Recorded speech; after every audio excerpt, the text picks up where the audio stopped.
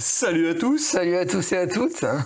Bienvenue dans un épisode un peu chaud avec Furious Cucumber pour présenter Kingdom Rush 2. Pourquoi mais bon, aïe, c'est de la merde, voilà. Pour quel prix alors? Du coup, j'ai envie de tester. Enfin arrivé. Ça fait longtemps qu'il attendait, Nico, son... Ça fait plus de 2 ans. Plus de 2 ans. Il y a eu le Covid au milieu, il y a eu pas mal de soucis. Fureur élémentale, le coffret et les menaces. Ultra Box Collector, avec des millions de cadeaux, millions de jouets. 9 personnages, des extensions, plein de missions. Incroyable. Dans les missions... Non, je les ai pas là. Ils sont là. Ah, comme le jeu vidéo, parce que c'est à partir d'un jeu vidéo. Regarde. C'est à partir du jeu vidéo Kingdom Rush. Alors moi, je les ai peut-être sur tous joués sur... ordinateur ou sur téléphone. Alors voilà, c'est d'abord un jeu Android, mais qui était mis après sur Steam, et je les ai tous faits. Donc là, vous avez un parcours, vous allez mettre des petits stickers pour faire marquer vos succès, vos réussites. De 1 à 3 étoiles. Il y a différents niveaux de difficulté. C'est comme de Uber Eats. Quand vous êtes content, vous notez, vous mettez 1 étoile. Si vous avez mal fait, vous mettez 1 étoile. Si vous avez bien fait, vous mettez 2 ou 3 étoiles. Alors c'est ton jeu préféré déjà? Non, pas complètement. Mais ça pourrait. Non, en fait, c'est du Tower Defense, quoi. Si vous connaissez le Tower Defense, on installe des petites machines et puis on fait face à des hordes de monstres qui nous attaquent et il faut survivre avant qu'ils sortent par la porte d'entrée, sinon on est mort. Enfin, si on prend plus de 3 dégâts, on est mort. Ouais, il y a des vagues, donc vous voyez là, il y avait un petit numéro. Donc vague 1, là, il y avait 3 vagues. Vague 2, 2 et vague 3 ici. Et il y avait un petit boss au milieu qu'on a détruit. Tu as la tuile du boss? Tu l'as gardé, on l'a jeté? La tuile du boss, elle est par là. C'est le gobelin. Mais il était plusieurs fois en fait, là il est dessous, vous voyez, hop, il est là dessous, crac. Et si on recoue le gobelin, il peut pas se déclencher ça. Alors pour aller assez vite, donc un Tower Defense, c'est des vagues d'ennemis qui arrivent, qui doivent aboutir à une sortie. Vous perdez des points de vie en fonction des ennemis qui arrivent à quitter la zone. Donc vous devez mettre des tours tout le long du parcours où défilent les hordes d'ennemis. Et là, donc, cette adaptation jeu de société, c'est des polyomino. Vous allez placer vos figurines, vous allez placer des dommages déclenchés par vos héros qui vont naviguer sur le board ou par les tours que vous allez placer. Donc là, comme on joue à 2, il y a 2 couleurs de tours. Nous disposons chacun de tours que nous pouvons améliorer. Vous voyez là, par exemple, celle-ci, c'est une tour donc, des mages. Donc moi, je jouais le vert. Là, vous l'orientez ici. Donc la flèche, ça va atteindre cette tuile qui est en face, la tuile adjacente. L'adjacence dans le jeu, c'est pas juste sur les bords, mais aussi en diagonale. Et voilà. Et le jeu est quand même... Il est coton, il est dur. Il y a certaines tuiles qui ont des barrières, du coup on peut pas attaquer avec la magie. Oui, voilà, vous avez des barrières, vous pouvez pas donc là avec... Comme on voudrait, quoi. Là, ce sont dommages bleus, si je la mettais là, bon là c'est pas une couleur, je peux pas passer à travers. Il y a plein de petites particularités, 9 héros avec des capacités, des tuiles selon des niveaux avec des différents monstres, différentes configurations. Des petites tuiles de pouvoir. Là, vous voyez les petites configurations ici, là on est vraiment sur la première mission, donc les ennemis on peut les recouvrir et quand la tuile est recouverte, on la détruit et on révèle la récompense et on a une pièce d'or.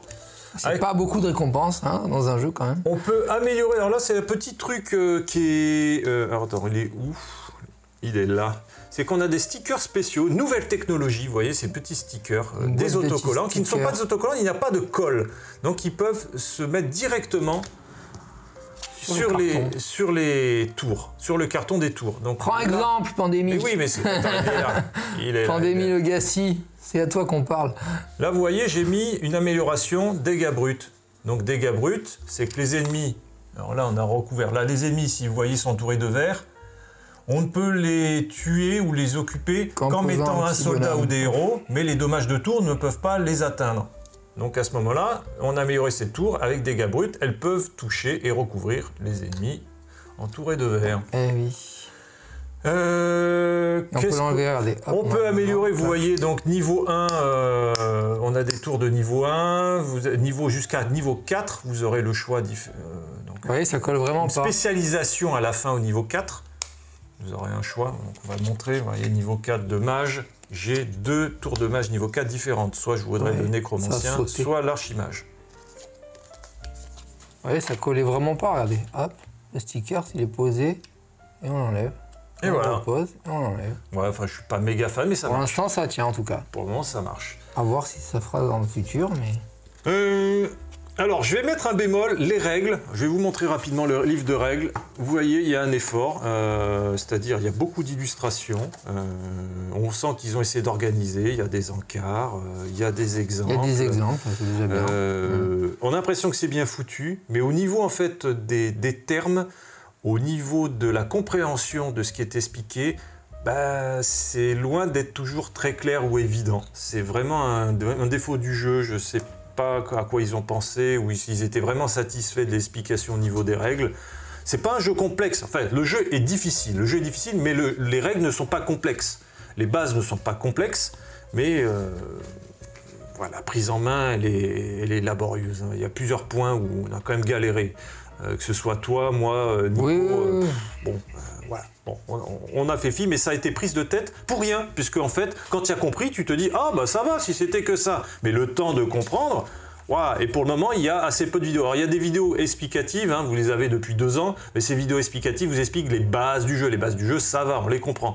Mais dès qu'on tombe sur quelques points de détail, notamment, vous voyez, l'amélioration, je crois, des tours, on pouvait peut-être laisser à penser que si on améliore une tour, ah ben, on peut... garder les améliorations. On augmente le niveau, ben, on va peut-être garder l'amélioration. Non, pas du tout. Alors c'était suggéré qu'on n'allait pas garder, c'est sur une seule tour, certes, mais comme c'est la même, sauf qu'elle est améliorée, on pouvait peut-être penser...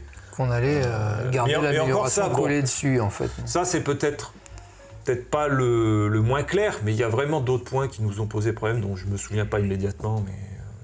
Tu en as un en mémoire, là? Il y en a eu encore un qui nous avait posé souci. Bah, le déplacement du boss. Est-ce que les capacités actives sont les capacités Ah oui, voilà, histoire de capacité active. Alors, par déduction, on s'est dit que comme le boss détruisait les soldats qui vont bloquer les tuiles pour pas qu'elles avancent, lui, il débarrasse les soldats qui sont sur sa tuile et sur celle adjacente. Ben, si on le bloque et qu'on empêche sa capacité de s'activer, bah ça sert à rien de détruire les soldats qui sont sur sa tuile. Donc par déduction, c'est dit qu'il fait son effet même si on le bloque. En dépit du blocage. Donc, et d'ailleurs, c'était dit, c'est quand il essaye de se déplacer. Donc il essaie de se déplacer. Bon. C'est un peu anecdotique, mais enfin franchement pour la prise en main, oui, ça aurait pu être beaucoup plus clair. Vous avez donc quantité de missions, quantité de variations, vous avez un mode solo. On va pas aller plus loin dans l'explication. Toi, qu'est-ce que t'en penses? Bah pour une première partie, moi j'ai trouvé ça pas mal. J'aimerais bien en faire plus pour affiner mon jugement dessus. Mais j'aime bien le principe. Moi, j'ai pas joué du tout aux jeux vidéo. Enfin, je l'ai vu comme ça, mais j'ai ni au premier jeu de société, ni aux jeux vidéo de téléphone ou de Steam, quoi. Mais moi, c'est vrai que le Tower Defense, j'ai un peu du mal. Mais c'est le concept, parce qu'il y a une notion un peu à l'ancienne, mais il y a eu tellement d'avancées dans ce domaine, de ce genre, c'est que je pense qu'il y en a un peu pour tous les goûts. Donc, sauf si vous êtes vraiment allergique au Tower Defense, mais il y a quand même des... J'avais beaucoup joué à je sais plus quel jeu, là où c'est un peu Tower Defense. Je sais plus exactement le nom, mais je l'avais sur... Ah, t'en as joué à un? Ouais, j'en ai joué à un que m'avait montré Raphaël Verneret. Ouais. Et du coup, je l'avais essayé, j'ai trouvé ça pas mal. Mais c'est le principe de vague qui, des fois, me saoule un peu.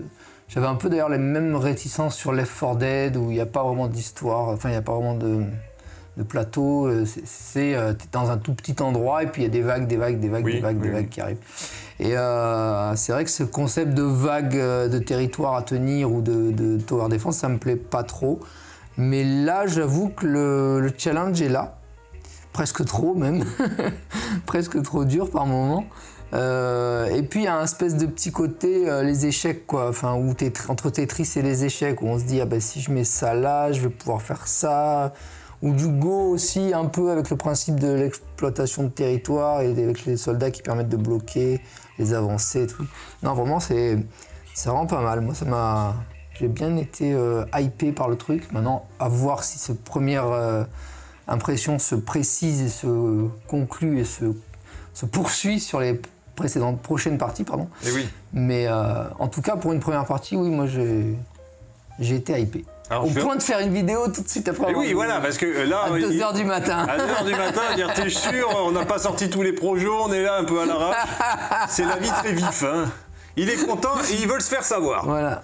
Alors, je vais rebondir sur 2 points que tu soulignes, c'est-à-dire la difficulté. La difficulté, pour moi, c'est une motivation. Tu sais, comme on parlait des zombicides, on avait parlé du précédent zombicide, La Nuit des Morts Vivants, qui a de bonnes idées, qui est contenu et autres, mais qui a une difficulté, même en essayant d'arranger le paquet, un peu trop qui ne convient pas du tout, ça ne va pas du tout, et ça gâche le jeu. La plupart des zombicides, ou même de tout Death Medite, il y a une difficulté, je trouve, satisfaisante. On prend cher, c'est un peu du Texat, mais on arrive en insistant à s'en sortir, en gérant... Et puis qui est assez croissante. Et qui est progressive. Ouais. Alors qu'ici, je trouve qu'on a une difficulté... Très vite. Très vite, les vagues vous arrivent sans arrêt, elles sont là. Ouais. Et en fait, c'est une action... C'est très soutenu, le rythme est très soutenu. Et si on ne fait pas attention, on peut vite se laisser déborder par les futures vagues qui vont arriver et qui vont forcément pousser les autres, enfin qui vont... C'est ça. Donc là, on s'est fait prendre par surprise, on n'avait pas compris. Ah bah oui, mais on avait oublié, ah bah c'est bon, on s'est débarrassé d'une tuile. Mais on a oublié qu'il y avait quand même 2 zones d'arrivée, du coup, qu'on fait du saut de mouton pour avancer plus vite. Et donc si on a une qui arrive de sa zone d'apparition là-bas, vous voyez ici, vous voyez toutes les tuiles. Là, on a gagné parce qu'on a tué les 3 boss et pendant la fin de la manche, on les a empêchés de se déplacer. Mais pendant le début de la prochaine manche, vous avez l'activation des prochaines vagues. Donc elles arrivent en jeu et à ce moment-là, elle aurait sauté toute la ligne ici. Elle serait sortie. Elle serait sortie et on avait perdu. Du coup, on perd directement. Et là, comme on a bloqué le boss et que le but c'était de bloquer le boss sur 3 tuiles boss, bah on a réussi à l'objectif, quoi. Donc la difficulté, c'est le problème, le rythme, je trouve, effectivement, pour un jeu de société, pour chaque tour, à chaque instant, on passe son temps à réfléchir. C'est un puzzle game. Ouais. Je suis pas contre, moi j'aime ça, c'est pour ça que je l'ai pris. Mais je trouve qu'en termes de rythme de jeu, il aurait fallu avoir un peu plus de respiration. Un peu plus... oui, c'est vrai.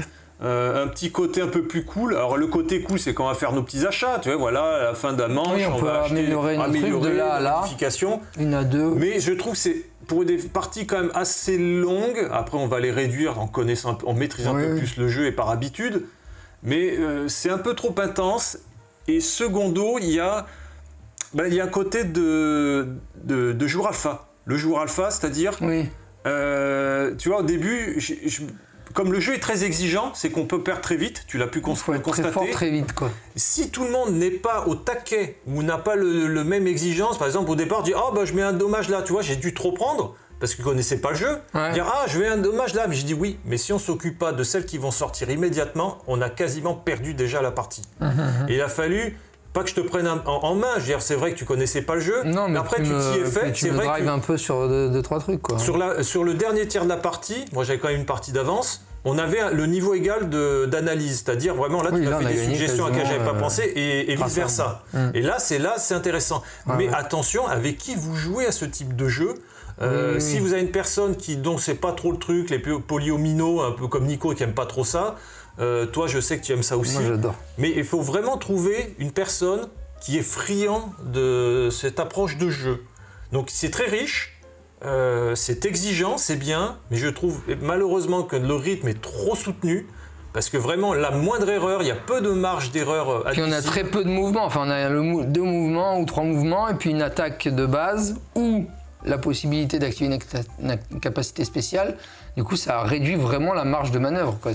Un truc important que j'ai constaté dès la première partie, c'est que on a du mal à estimer, parce qu'on a la surprise des vagues qui vont arriver, donc on doit s'adapter aux mauvaises surprises qui peuvent arriver, mais il y a des choses, notamment votre héros peut assommer, donc il ne meurt pas, donc il perd tous ses points de vie, il est assommé. Mais à ce moment-là, il ne peut plus jouer et agir au tour suivant. Donc pas faire son truc. Et ça peut être pénalisant. Et à cela se rajoute, si vous maîtrisez mal le rythme, ça peut être une erreur d'anticipation, mais que vous n'avez quelque chose que vous n'avez pas vu venir, c'est que vous améliorez les tours. Il y a beaucoup de différences par rapport aux jeux vidéo un peu curieuses, mais pourquoi pas.